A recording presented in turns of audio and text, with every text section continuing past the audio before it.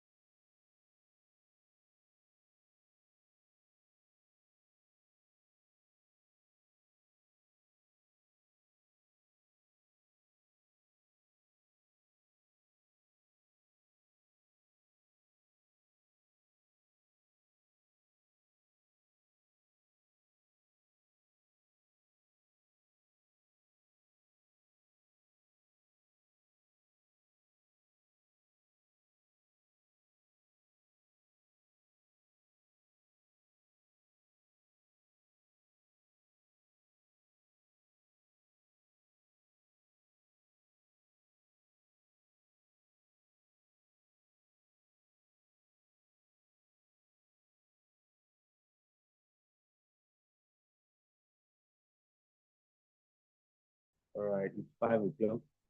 Good evening, everyone. My name is Peter, the host for this weekend. Can anyone hear me? Yes, you can hear you and we can see you. All right, thank you. So I'm your host for this weekend. Party chairman or chairperson. As usual, get your party members to join the class. It's 5 o'clock.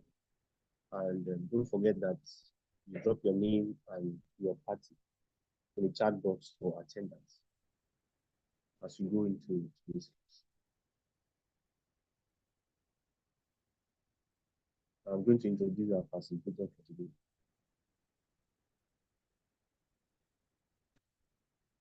Our facilitator for today is Samaila Apoloma, and he is a law graduate of Ahmadu Bello University. He worked in the Ministry of Justice from the state and resigned as a principal state counsel and went into active politics till date.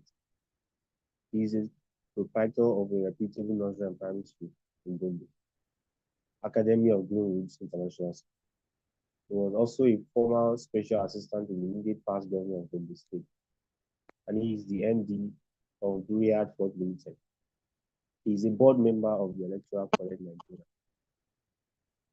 Ladies and gentlemen, join me as we welcome our speaker for today, Mr. Salami. You're welcome on board, sir. The floor is yours.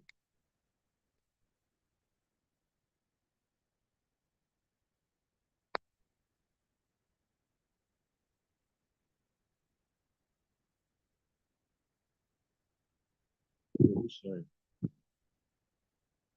Hello, can anyone hear me? Yes, you can hear you. Mr. Mr. Samaila, are you here? Okay. I wanted you to confirm if the speaker for today is here. All right. I can see him here.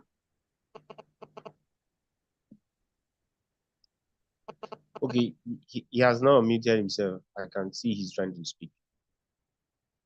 Mr. Samaila, please unmute yourself.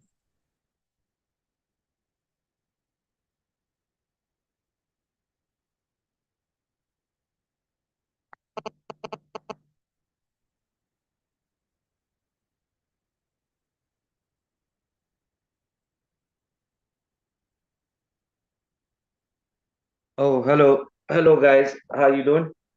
Can you hear me now? Very well, sir. Yes, loud and clear, sir. Okay. Good evening, You're welcome everyone. on board, sir. Yeah, thank you very much. And I believe we can start, right? Yes, sir. You can go on, sir. Okay. So, like we all know today, the topic for today is candidate declaration, and I'm going to be your host today for that lecture.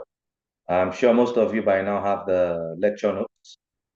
It's been the same for about a bit. It's not changed.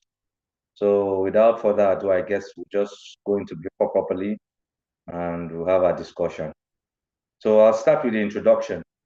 Here he says in introduction, a declaration notifies the public of an intention to seek public office via an election. So it's self-explanatory, but it means a declaration is the first process when you want to decide to run for any office.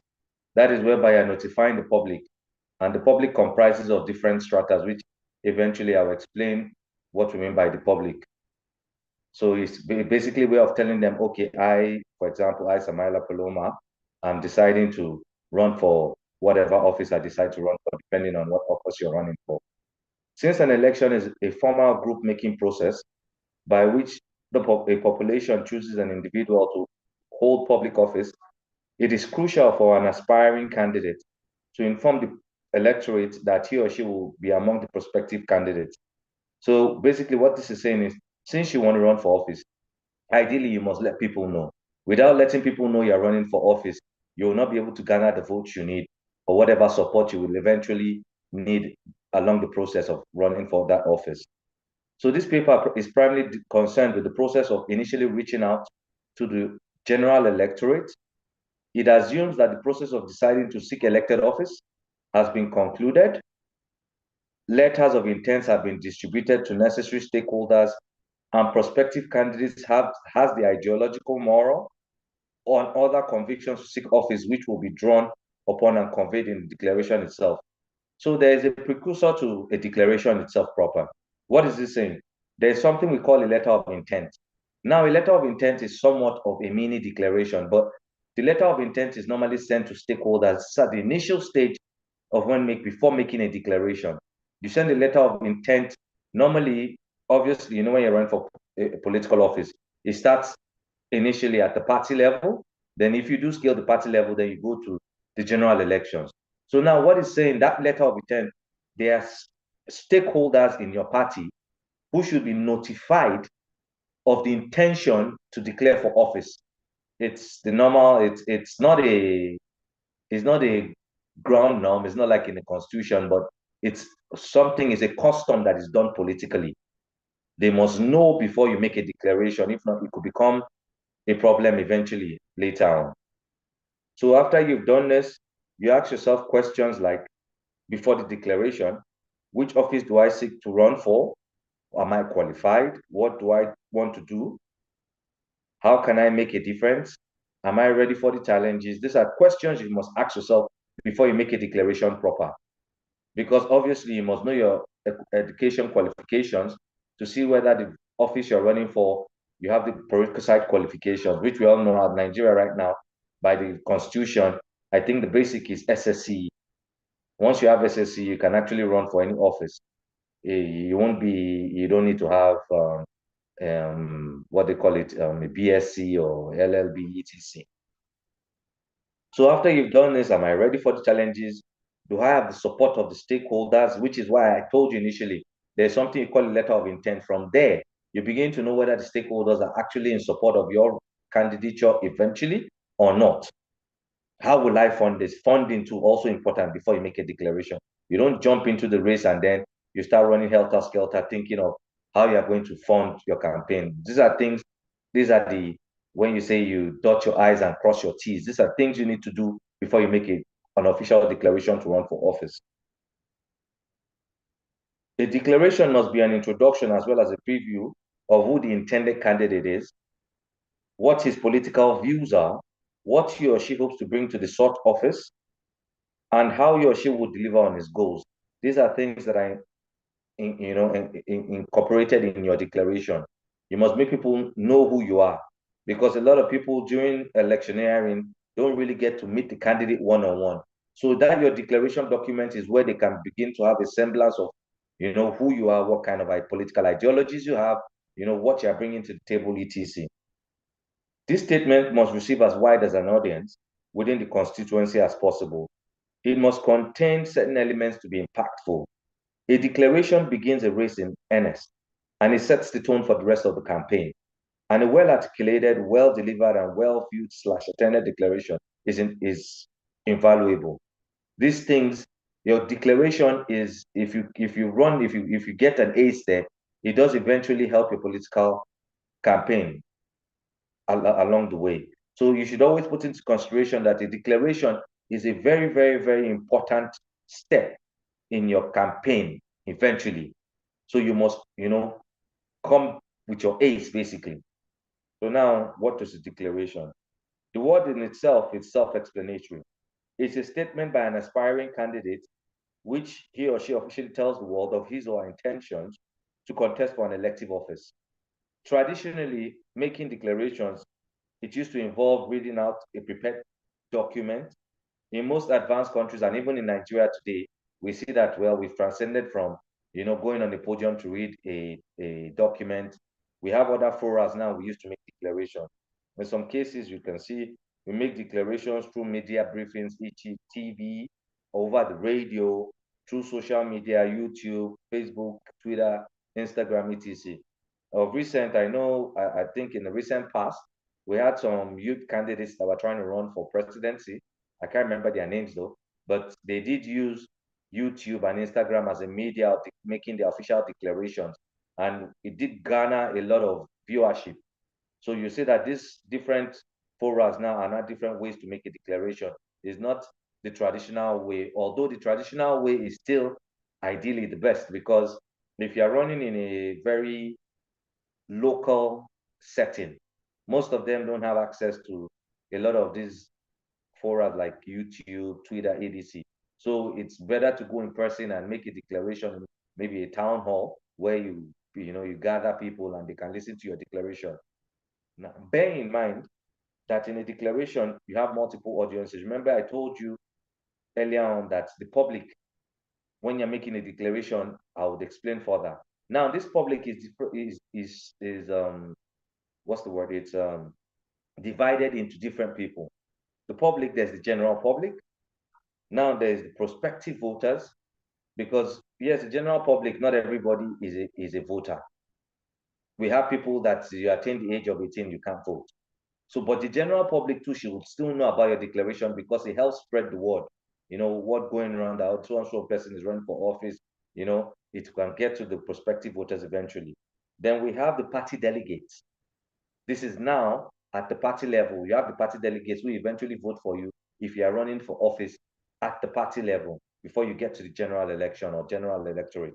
Then you have the stakeholders, which I told you are people that you send like documents of intent to initially before you make it an official declaration. It's just, like I said, it's a custom. It's a way of like showing them respect and making them understand that they are the powers that be, at the party level.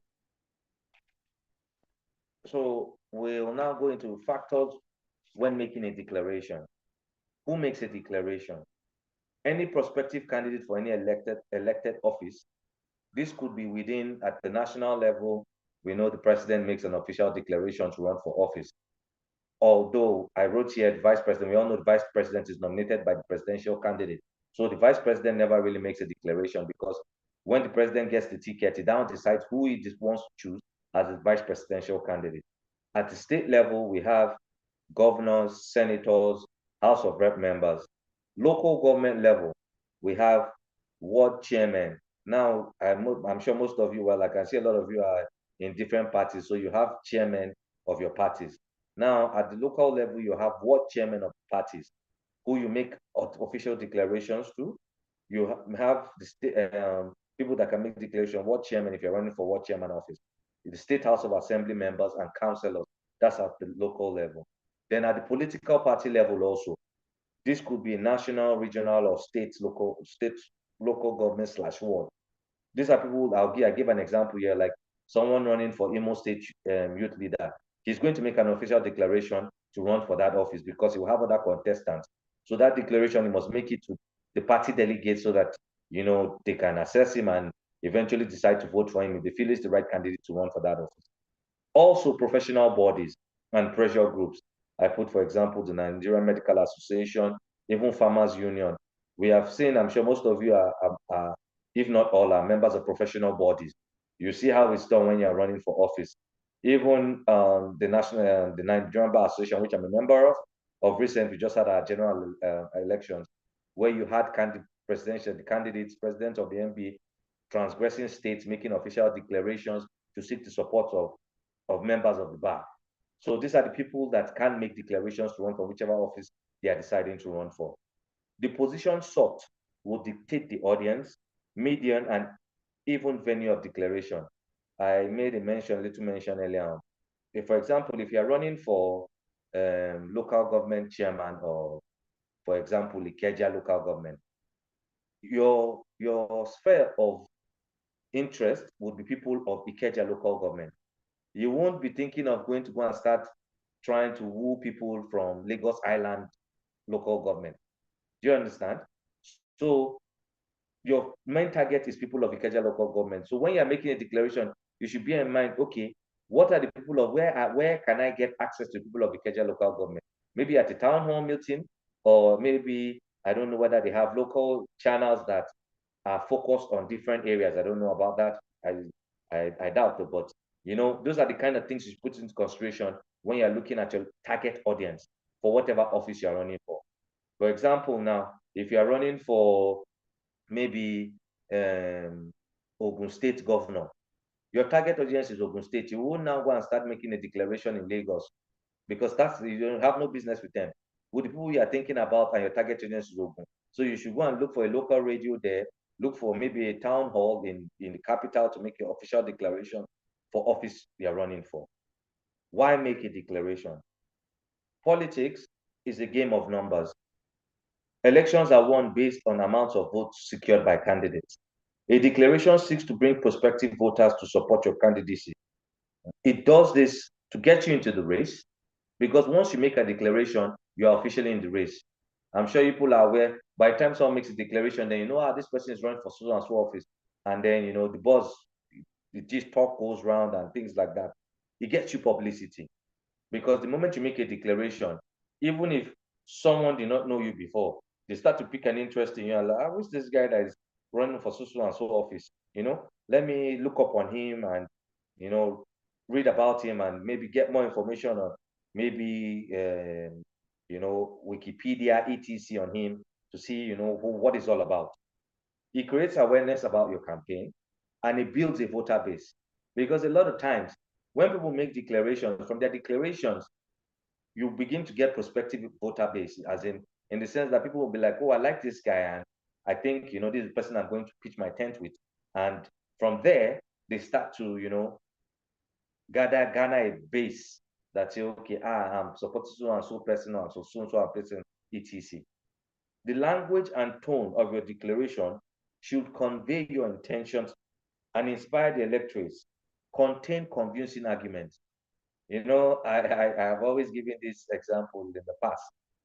I remember 2015 when Buhari was running for re-election, and it was a horrid campaign. They would go to states supposedly to go and campaign and make their declaration, and all they did was they would dance for like 20 minutes. After the dance, they would bash the opponent, and they've not told us why they are running for that office. And I used to talk to a lot of my friends and even the MD of the electoral college. I'm like, this is a joke. So you should focus on what matters. You are trying to inspire the electorate. You want to make convincing arguments on why you should be the prospective candidate or eventually the elected official for whatever office you're running for. So that should be your primary focus when you're making a declaration, not your opponent or your perceived opponent. That should not be your primary concern. What should I include in a declaration? Knowing your audience is key to writing a declaration. That is, it's invaluable. If you know who your target audience is, then you know how to and couch your declaration to suit those target audience that you want to woo. The demographics, social, economic, and cultural, religious dynamics must be carefully considered. You must always put that into consideration. You will not go to a place and be oblivious of maybe their cultural beliefs or religious beliefs and make declaration in your declaration, make things that will offend them. You always have to, how especially politics all over the world right now is. We see, for example, we are seeing how countries have started going to the far right. And the far right, these are people that are conservatives. These are people that believe in the tenets of religion and, the proper way of doing things. So you will not go there and go and be making a declaration. For example, like I'll give you an example of Democrats in America. The Democrats are for transgender. You're going to go and make a declaration, and then you're going to a place that has people that are called far right or conservatives, and you're making a declaration saying you will be giving transgenders equal rights. You're going to offend them. So you should always have these kind of things at the back of your mind. And yes, that is America, but we also have situations like this that are peculiar to our own country. You would not go to the north and tell them, okay, maybe you reduce tax on alcohol. That will offend them.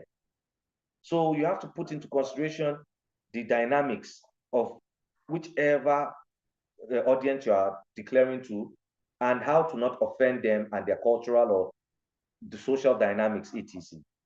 As stated earlier, a declaration is a statement of intent. This must be a typed document. It must contain, but is not limited to the following: a brief photography of yourself. You tell them who you are, when you were born, how old you are, educational qualifications. If there's any work qualifications, you state that too. You don't need to label anybody and things like that, but just brief snippets of, okay, this is who I am and etc. The office sought for, obviously, you must state, I, so and so, I'm running for this office. You must state it categorically what office you're running for. Because if you make a declaration without stating an office you're running for, it's a joke. Okay, you've made a declaration, so what are you running for? So the office sought must be there. Reasons and why the candidate is seeking the office. That is obviously, okay, I've decided to run for governor of my state. I'm from Gombe State. Why am I running for governor of Gombe State? I must state the reasons why I'm running for Gombe State, or why I think I should run for Gombe State, or I'm the best candidate to run for that office. An appraisal of the past, current developments of the respective constituency or state. You give them a brief history of the past, where they are coming from, what the present situation is, and what you believe is the ideal situation that it should be if you are elected in office. As your aspiration and goals, a solicitation of support, definitely. When you're making a declaration, you should also solicit for their support in your declaration. And then you also a commitment / promise. You must make a commitment to them that, okay, if I get this office I'm seeking, or and I get it, these are the things I believe I'll be able to do for you people, and these are the promises I'll make. A lot of politicians, they make a lot of promises that they can't keep, because at that point, all they just want to do is win. But we are trying to, groom people that are decent. So you shouldn't make promises that are not within your reach. You should say things that you can achieve. Note that this declaration is intended for a wider audience. The language used should be motivational, but simple and straightforward, but memorable. Targeted statements for specific audiences within the broader constituency can be made in the course of the campaign. What am I meaning by this? Now, when you're making a declaration, maybe, for example, you make a general declaration at the state capital to run for governor. Now, in the course of your campaign, you're going to meet with different pressure groups. For example, you're going to meet the market women. When you're meeting market women, you're not going to tell them about the statistics that the GDP has grown to 3.4 to, that's none of their business.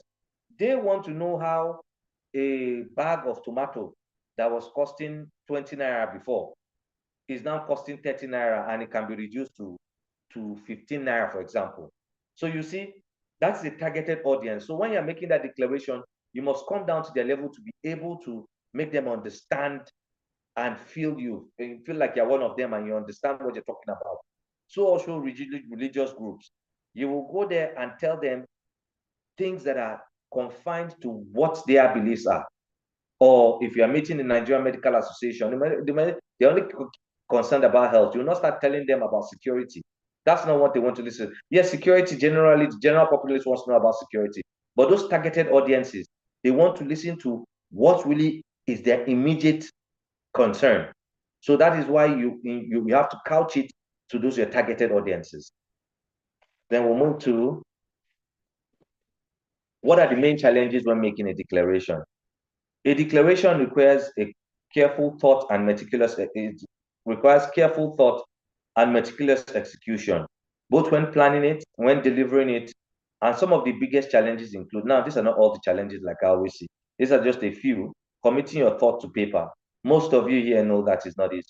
You can go on blabbing on a topic for hours, but when it comes to committing that your thought to paper, it becomes a different problem. You will write, you cancel, you. So these are things, it could be a difficult situation when committing your thought to paper. Researching and isolating relevant information. When you're running for office, we've seen how a lot of recent, there's been a lot of things like fact checking and etc. You proofreading your document and you fact checking, because now we see when I remember last election when, for example, the candidate of the LP will make statements, people go and fact checking, even the APC, even the PDP. So these are things that you must be on your ace so that you don't come out looking like a joke when you make statements or you go and state things that are not true. Production costs, that is quite expensive. This is a written document and is a text that must be distributed to people. So you must factor in production cost of your text, because these are things that people will hold on to and can read in their leisure time, etc. to, further understand what you're about. Distribution. Distribution too can be quite difficult. I always give this example. I remember in 2022, right? Or was it, yeah, 2022, before the 2023 elections. I'm a member of the PDP. So we went for Alhaji Atiku Abubakar's official declaration and International Conference Center. And I noticed that a lot of people did not have the text of his declaration to read. And after the whole, declaration and everybody had dispersed, you could see that a lot of texts were just dumped in corners. And I was wondering why. So you see, now a lot of people will live there without the text, which is something that can become invaluable, that can help your campaign in the long run, because the text is something they can go back to read, and peruse.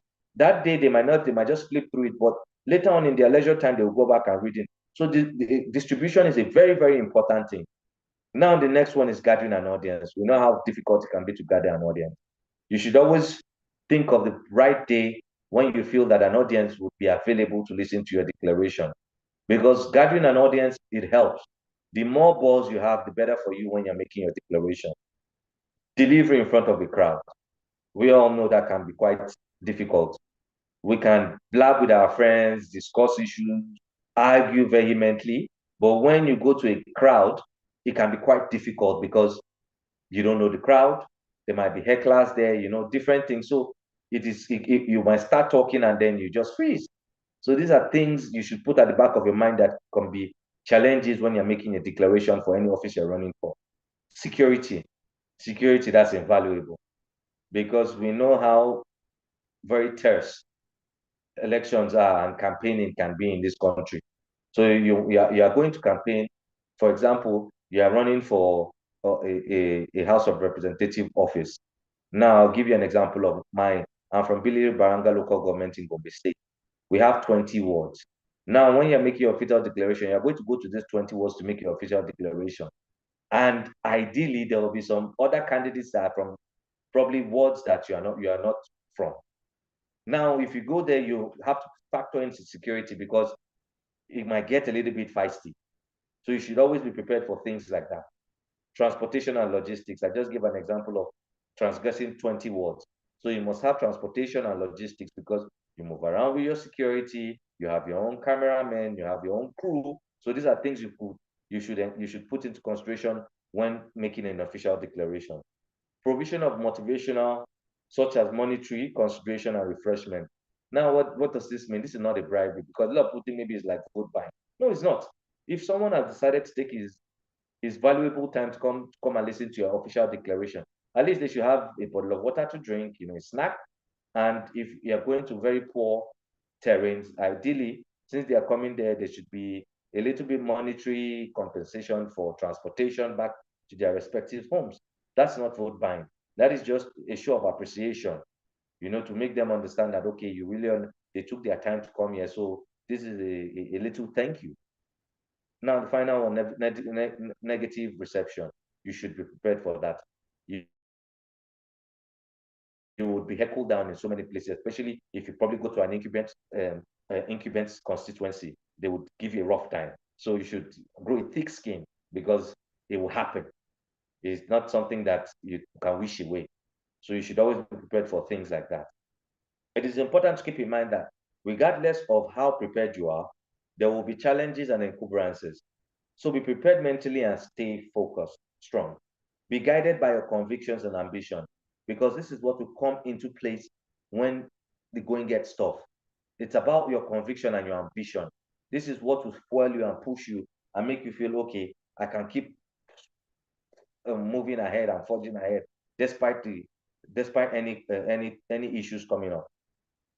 Now, the fifth one, where should I make a declaration? Depending on the office of, like I had earlier told you guys, it and its respective constituencies, declarations are made in the following arenas: national TV, state television, national radio, local radio, town halls/social gatherings, and social media. Note that some of all these may be used, and you have to repeat your declaration a number of times. The key thing is to be consistent.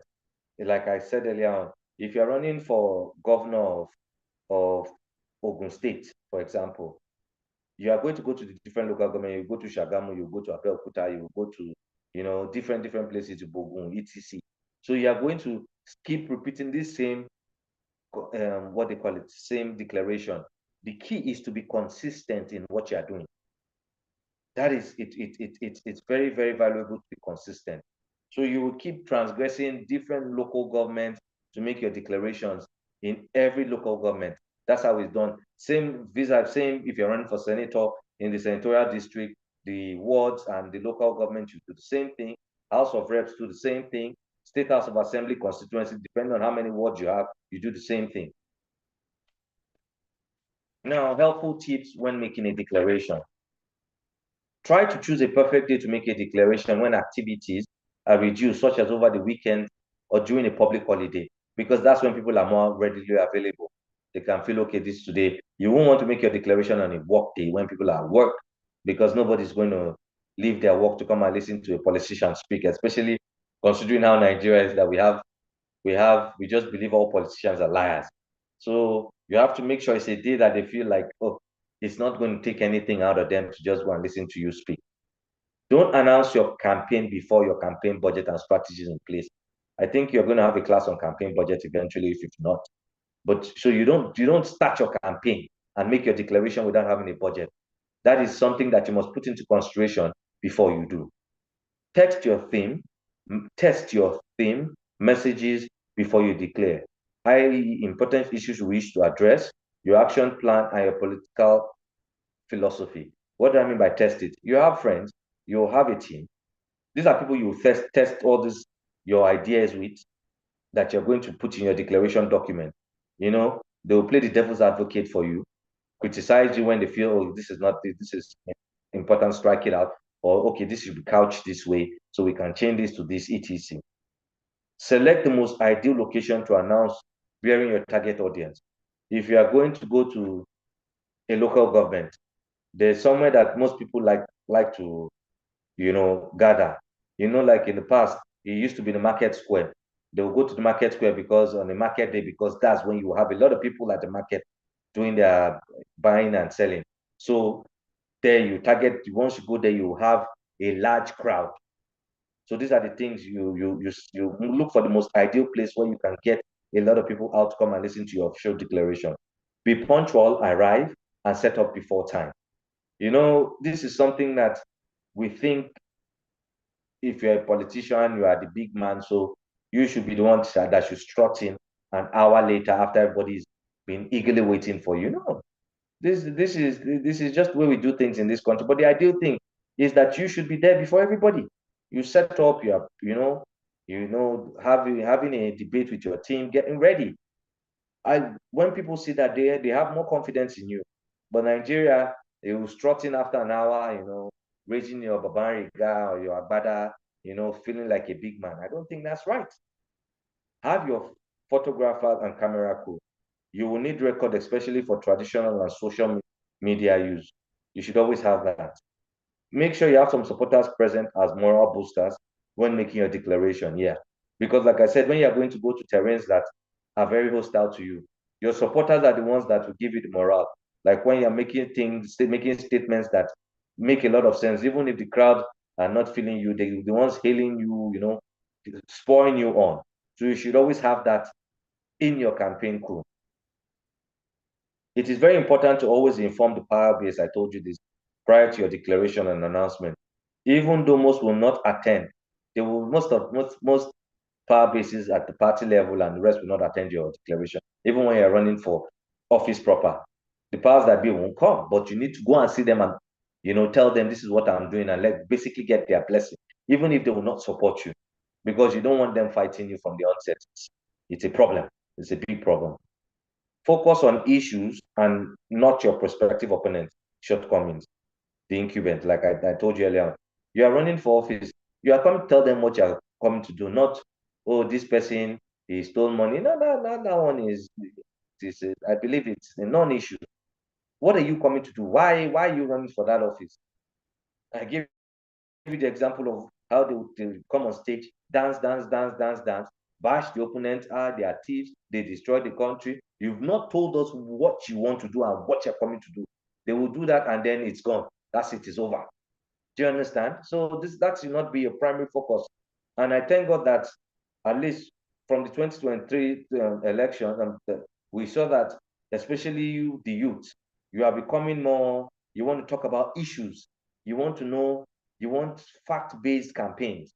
So these are things that we're gradually getting there, even though it's still quite difficult, but slowly and gently we're going to get to that level.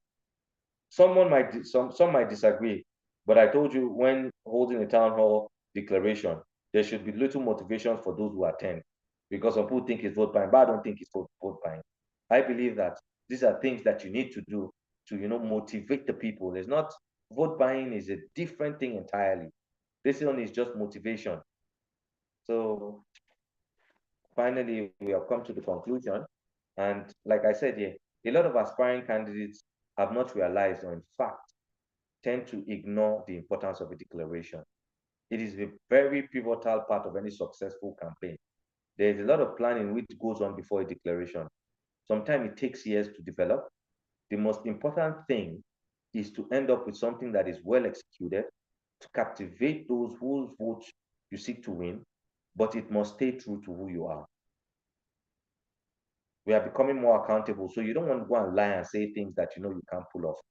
You should your fundamental core, what are you about? You don't want to just lie, cheat, and say all sorts to get into office. And when you get into office, it's a disaster. But remember that a declaration is the instrument that launches your campaign. It is what those who you hope will vote for you will latch onto and use to assess you and compare it to rival candidates.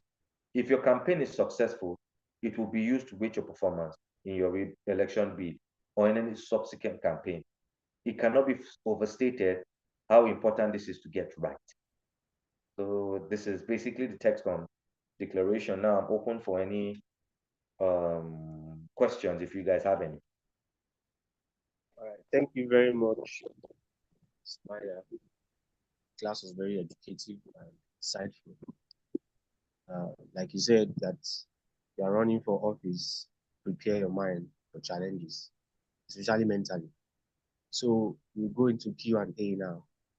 And this is how we're going to do it. Take one question from the audience and then one question from the chat box. So raise your virtual hand if you have questions.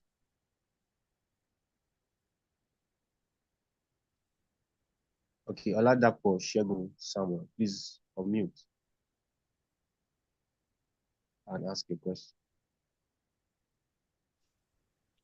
All right. Oladapo Everyone. Shegun, sir. Right. Am I audible enough? Yes, you are. Yes. Yes. All right. Thank you very much. I want to ask. Thank you very much for the session, Mr. Samahila. Poloma. Yes, sir. I I'm a little bit confused now. What's the difference between consultation, campaign, and declaration? Because these three seems to go in the same direction of what you've said. Before they declare, some people will go, maybe consultation might not, maybe we should take that out. Consultation might not be public, and it's not about declaring, just to familiarize themselves with the people. But when we talk about campaign and declaration, what's the difference between the two? Knowing fully well that for campaign, they go from city to city, places to places to woo the voters, tell the voters what they will do if elected. So declaration and campaign, what's the difference between the two, sir? Thank you. Now, declaration, it is where you state that you'll be running for whatever office you're deciding to run for. Now, when you go and campaign, you're also declaring there. When you go to the local government, you will say, I, Samaila Poloma, want to run for the office of House of Representative of this constituency, Biliri Balanga constituency. Now, I'll give you an example. You make an official declaration. Now, after you've made the official declaration, you are now going to different words to campaign. Now, when you are going to campaign, when you get on the podium, what do you say? You say, I, so and so, I am deciding to run for so and so office. And these are the reasons why I'm running for so and so office. I'm bringing so and so qualifications, experience, etc. You are campaigning, but you're making your declaration at the campaign. Do you understand? So a declaration is while you are campaigning, you are officially declaring at every point you go. You are still declaring while you are campaigning. Do you understand? If it's not clear, you can let me know. Thank you, sir. I think you have answered this question. Okay. So we go to the next question. There's a question in the box. This person has two questions. Edwin John says, thank you, sir, for an awesome lectures. I have two questions. One, what steps can candidates take to ensure their declaration remains memorable and resonates with voters throughout the campaign? Then two, how might a declaration be used as a benchmark to evaluate a candidate's performance during their tenure or in future campaigns? And now the first one, to make it memorable, like I've said, I've given you a little bit of tidbits of things to make it memorable. Be punctual, have your own camera crew, make sure you have your own support group that will support you, even if it's a very, very test ground, you're going to make an official declaration. These are things you do. And then you be on your ace, go out there and try and woo them. That's what, as a politician, the ideal is to be able to woo someone. So, you woo them, you make them, what's the word? You make them connect with you, make them feel at home with you, not that they look at you like one abstract thing. Those are things to make it memorable. Now, you said, how can your declaration be used to assess you or evaluate you in your tenure in office? You have stated certain things that you want to do when you're in your declaration when you get into office. Those are the reasons why you're running for office.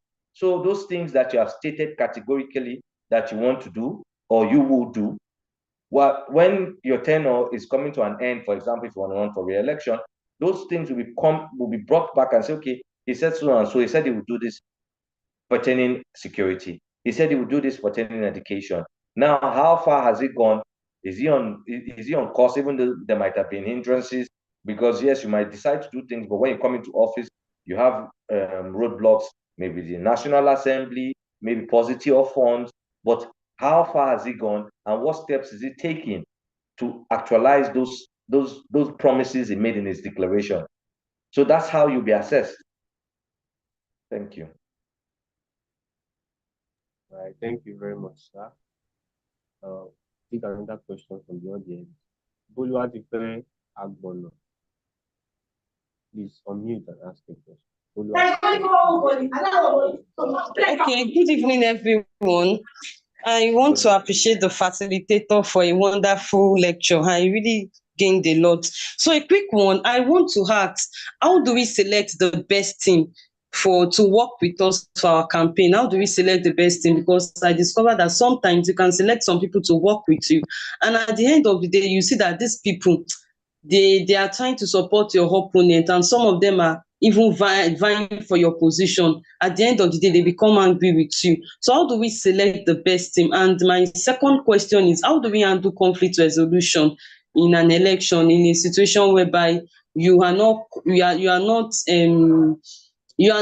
voting for someone, and you make the person know that I am voting for another person because this person I am voting for is more competent than you. Even if you are my friend, this person is more competent than you. Therefore, I am not voting you. And you are campaigning for the person, and the person is angry. How do we handle conflict resolution, and how do we select the best team? Thank you very much.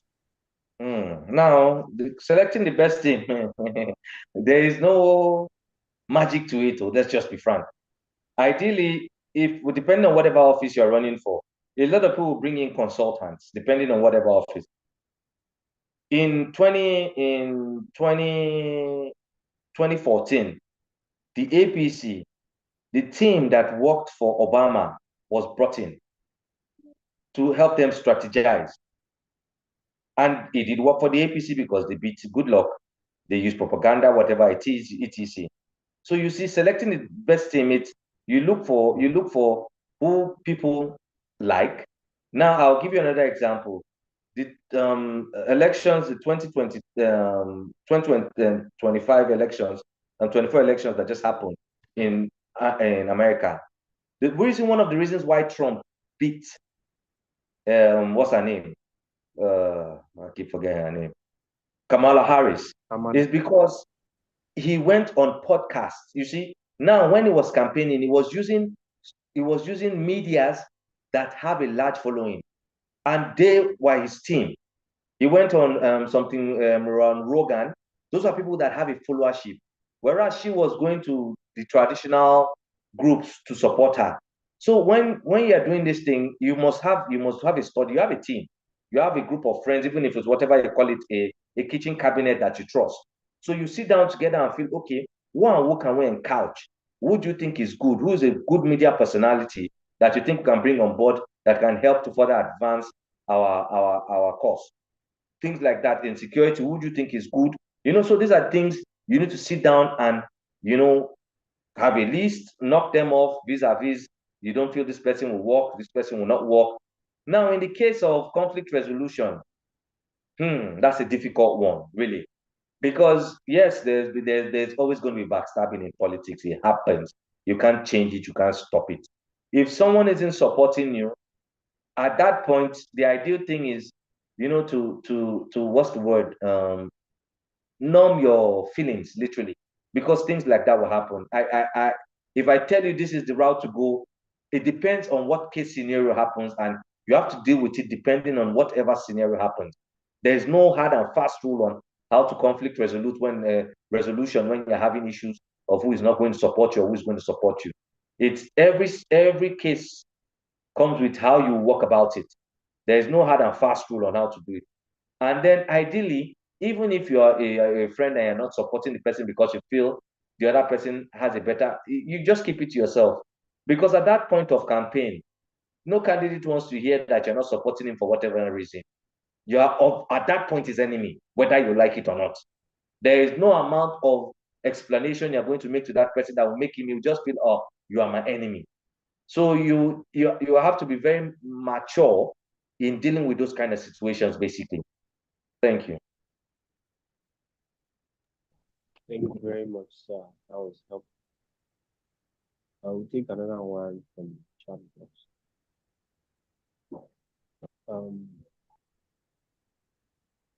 From Yusuf, Shola Yusuf.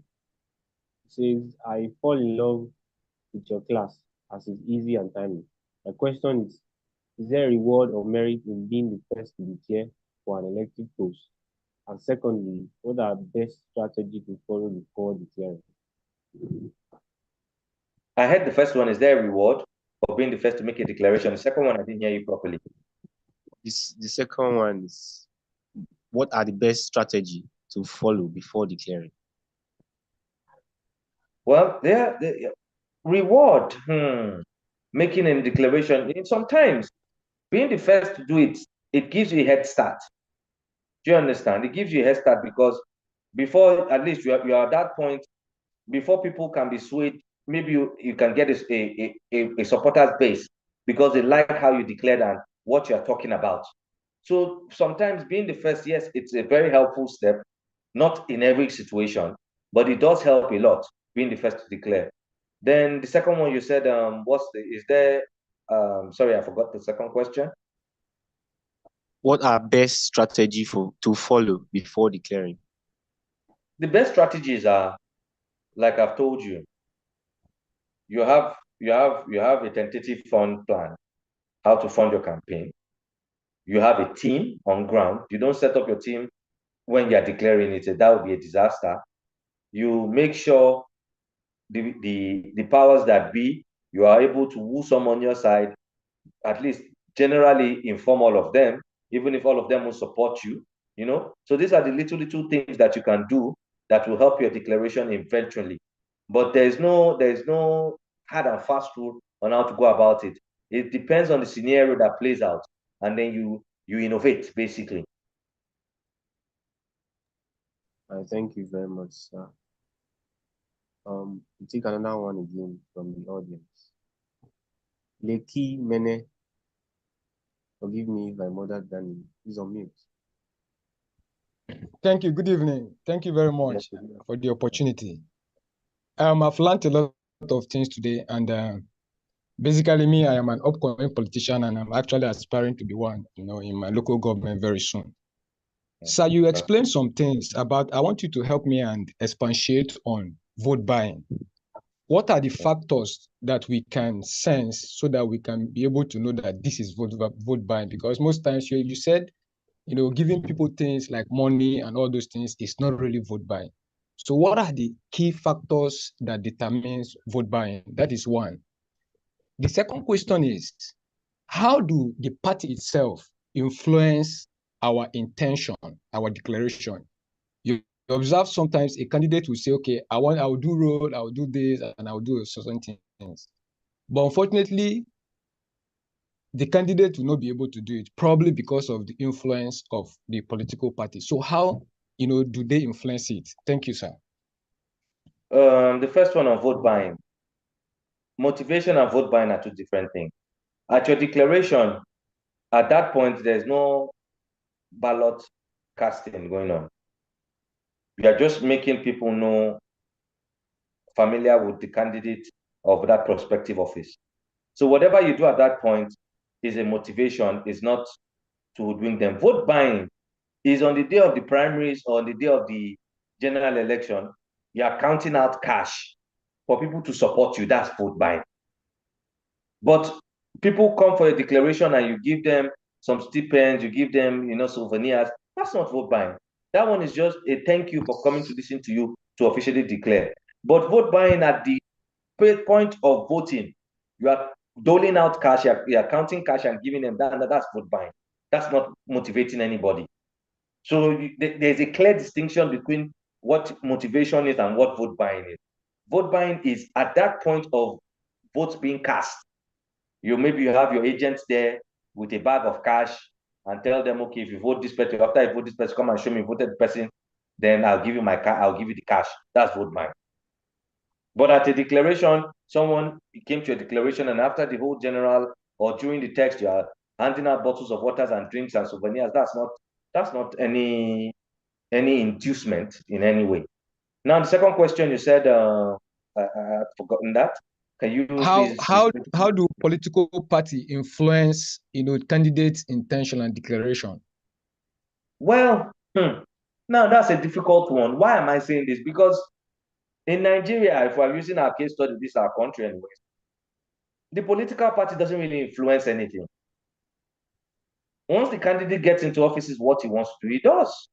Now, if you are talking about influence, maybe there's a point now where you say maybe godfathers that maybe financed you there, or you made agreements and promises that if you get into office, this and this will go on. Now, those are the people that it's very difficult to wiggle out of their control, because there was an agreement and there were conditions and considerations made to support you.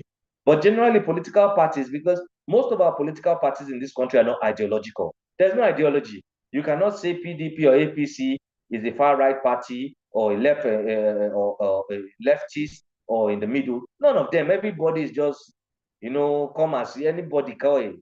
Just everybody, let anyhow can win election, just come and join. So political parties don't really have any manifesto or any, okay, these are our fundamental ideals that every candidate must follow. So generally, political parties don't influence candidates. If you say certain stakeholders, yes, I agree. Certain stakeholders can influence you because of it's a give and take. You've promised you this, so they are furnishing consideration to support you. So once you get into office, it's payback time. Now that can be what can be a cog in the wheel of your progress in office. But generally, political parties in this country, there are no ideologies. So it's just basically garbage in, garbage out. Let me use that word. Thank you.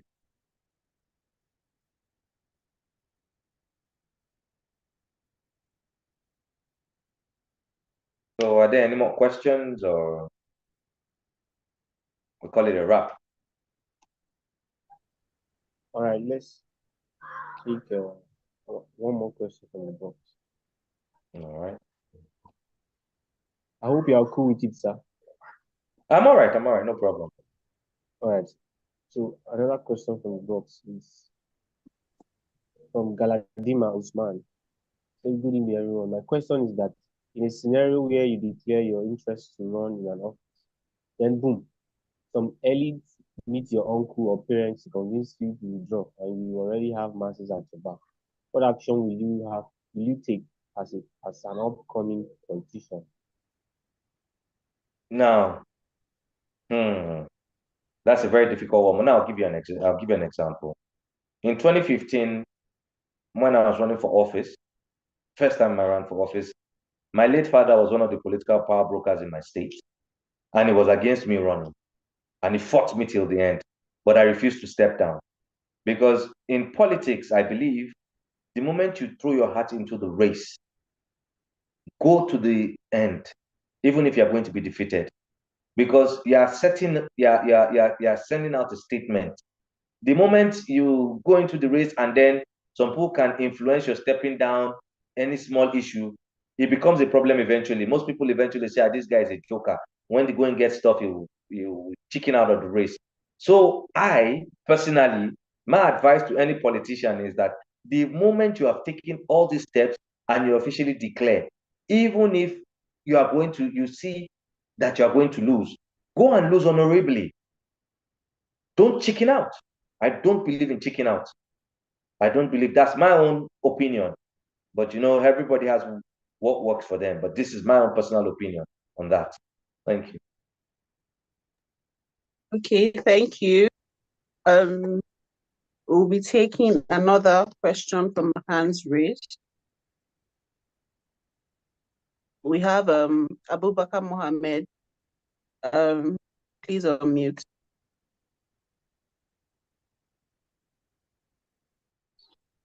Okay. Good evening, everyone, and to Mr. Samaila, thank you for the wonderful presentation.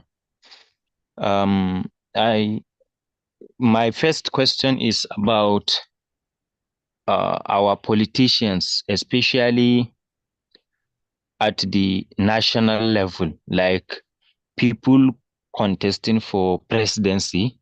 For example, you will see them going to America or London, for example, Chatham House, and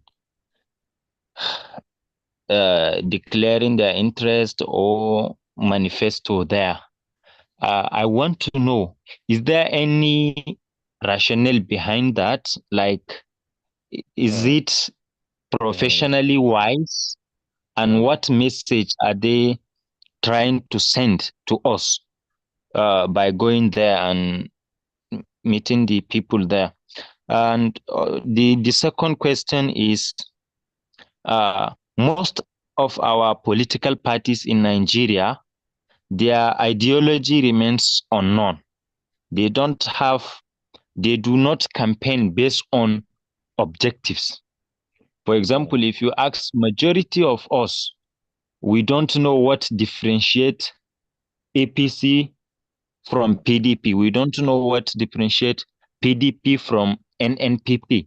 It is just like we are just supporting the party leaders or the people that are known in the political parties. So how can we make people understand that so people are running their politics based on so objectives, and this is the mission of their party, and this is the vision of their party? Because I think when it comes to that, we are actually lagging behind, and like we are just following people blindly without any goal. So right. this. Okay, I've heard you. The first question. Now, I might say some things that, some people might not agree to. But generally, the reason why most political aspirants for presidency go to foreign countries to go and make declarations, etc., is because whether you like it or not, these foreign powers still play a major role in our politics. Yeah, we like to ignore that, or we like to act like it doesn't happen, but unfortunately, it does happen.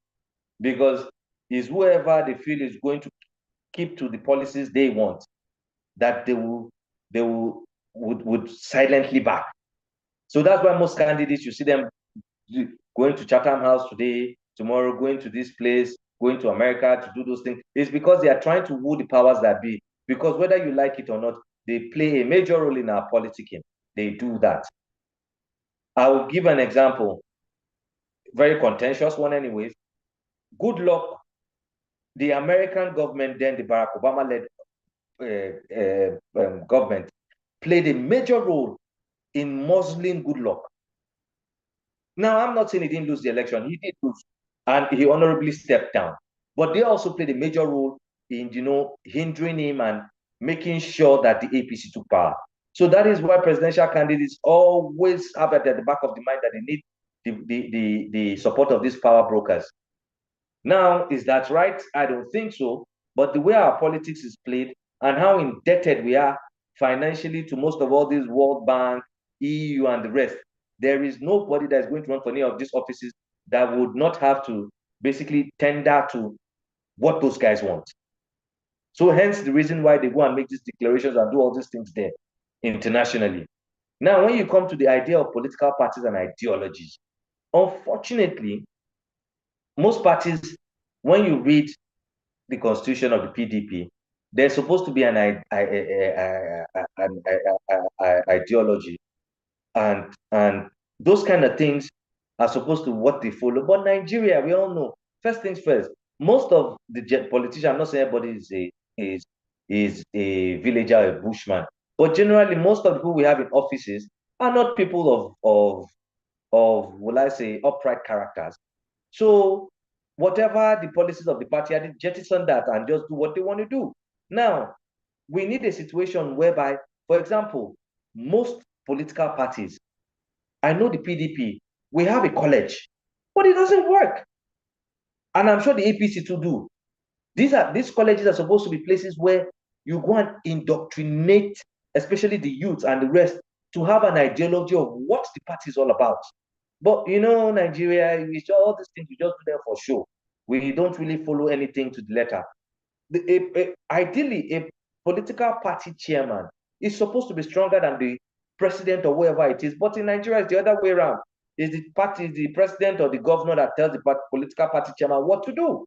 So hence, how can we have any political party that will have any ideology when the executive, whoever comes into office, is what it decides that the political party does?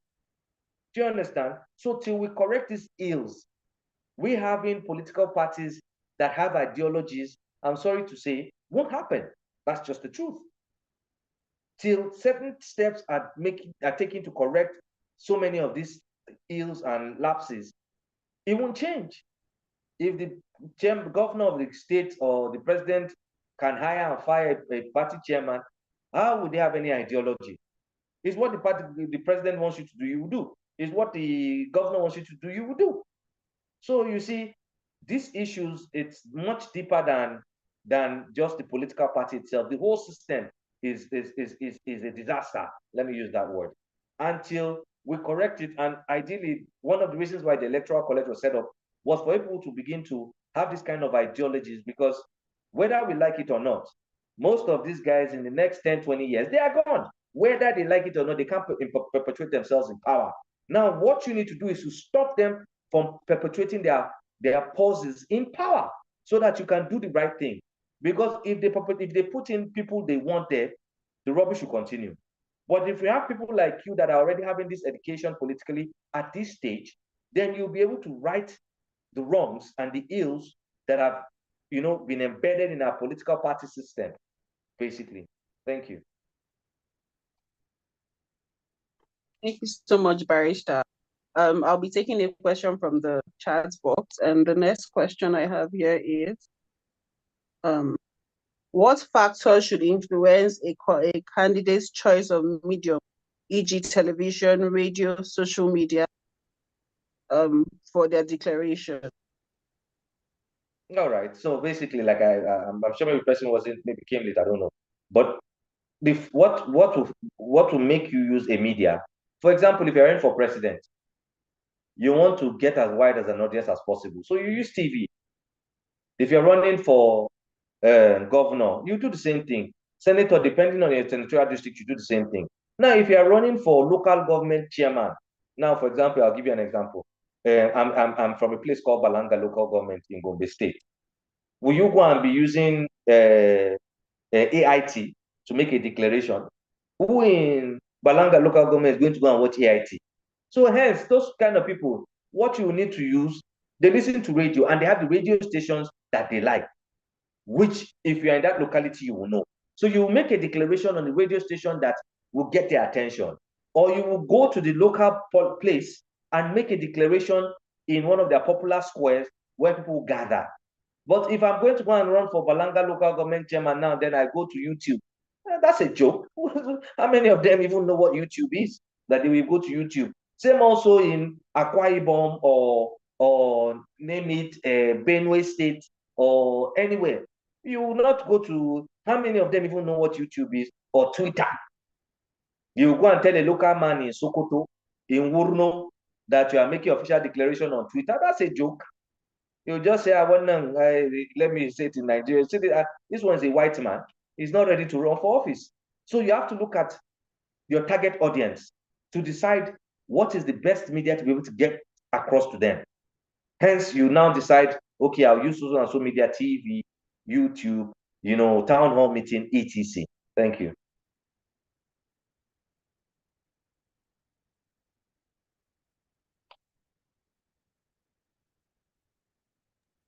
Alex, please unmute and ask your question.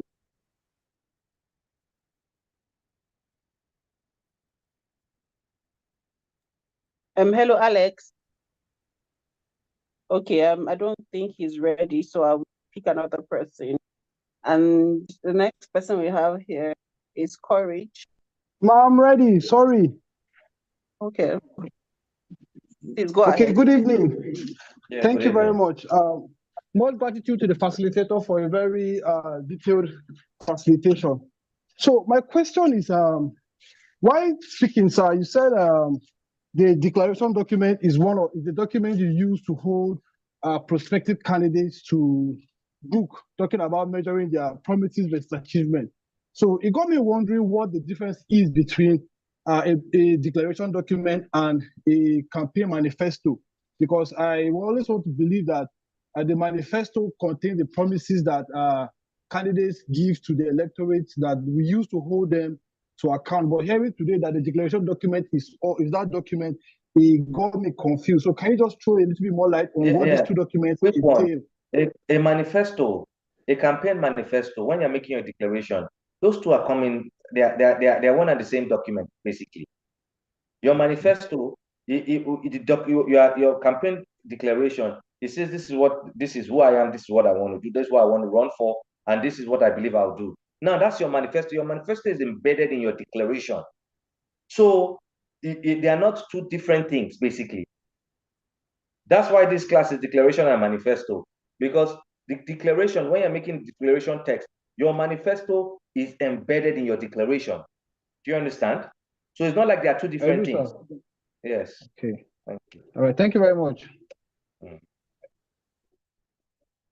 Okay, so I think I'll take one more question and then call it a wrap.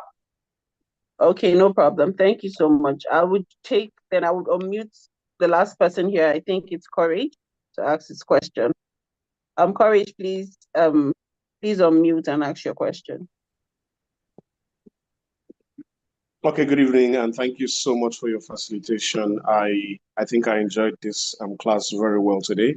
My question is practical because during the just concluded gubernatorial elections in Akwa Ibom State, I was involved to some extent, at the declaration of one of the candidates who happens to be the governor as of today.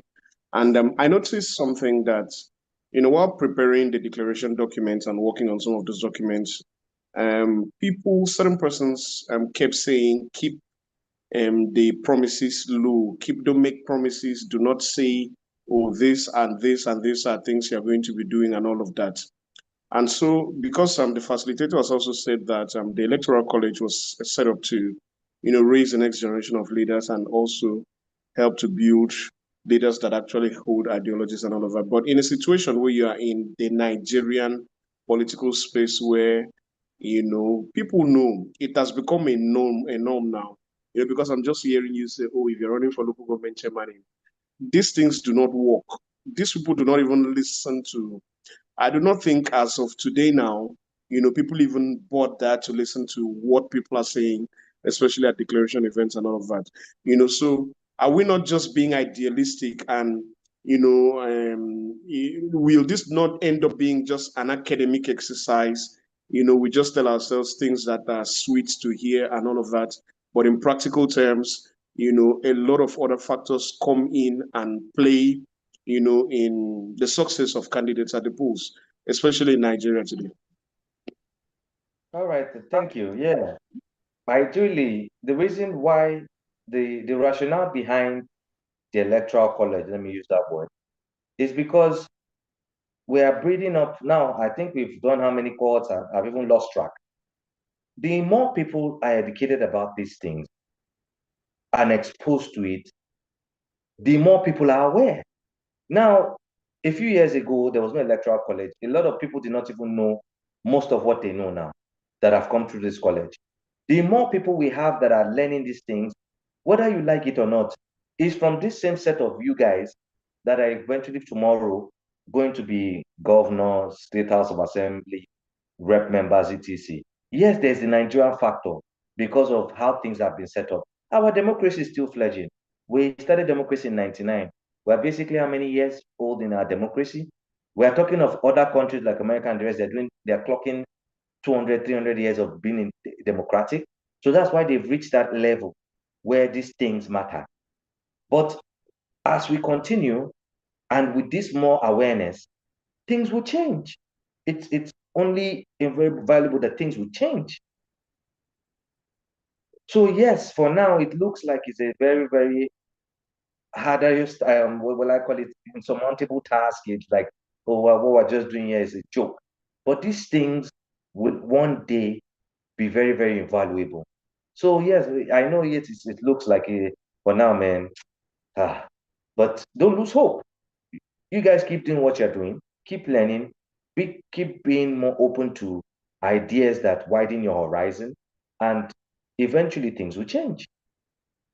Because the more people are exposed to it, the more people learn, the more people, want to know more, things will change. Now, let me give you an example. I'll give you an example of 99 election. 99 election, up until 2011, elections were literally just written. Now, I'm not saying they don't still do that, but now there's more of a semblance of an election because people are more aware. So going up tomorrow now, let me use this your cohort, for example. If this your cohort, all of you happen to be political party members and end up being delegates at the party primaries, now will an income pool come and meet you and woo you with the normal business as usual? No, you'll be irritated by that. You want someone that has substance. So the more of you get involved in the system, the more you'll be able to churn out the rubbish, basically. So yes, for now, it's still a slow process. It's sluggish and all that, but don't lose hope. It will get there. Things will eventually get there. I believe so. Thank you. Thank you so much, Barrister Samaila. I'm sorry we're not able to take any more questions. Please, is there any announcement from the college? Did any other person has any announcement?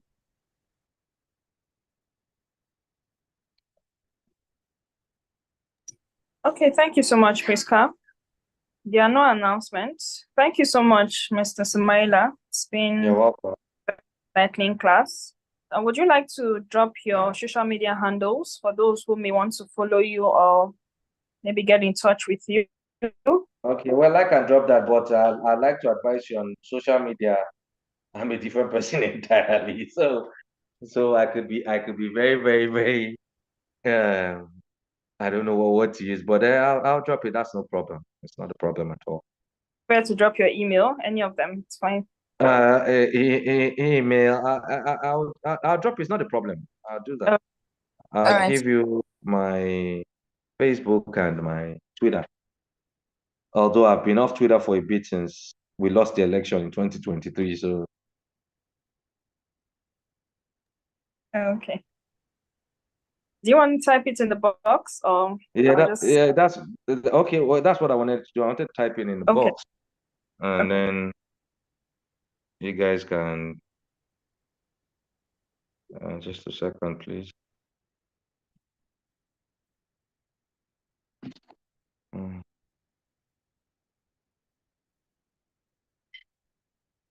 What is it?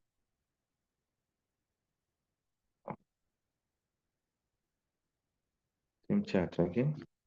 1 second, where's my?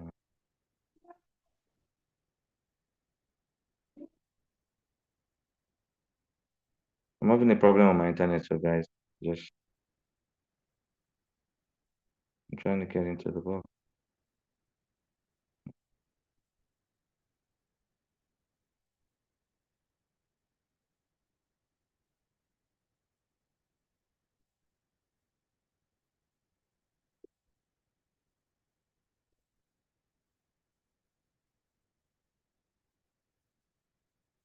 Oh, I guess I don't know what's going on with my phone, although, but I'm having a little bit of a problem here. Okay, no problem. Maybe you just send it across to me and then I'll disseminate it to them.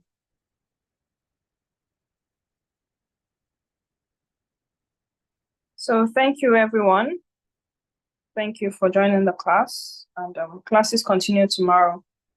So see you then. I'll just allow us to say thank you to the facilitator before I end the class.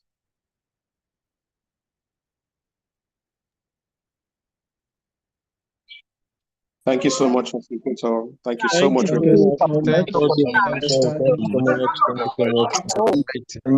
Facilitator. All right, guys. So wonderful. Thank you so much, Facilitator. Thank you. Thank you. Thank you for the awesome session today. Jesus. Thank you so much. God bless you and continue to see you through in your Thank you, pursuit. sir. Thank you. Praise us.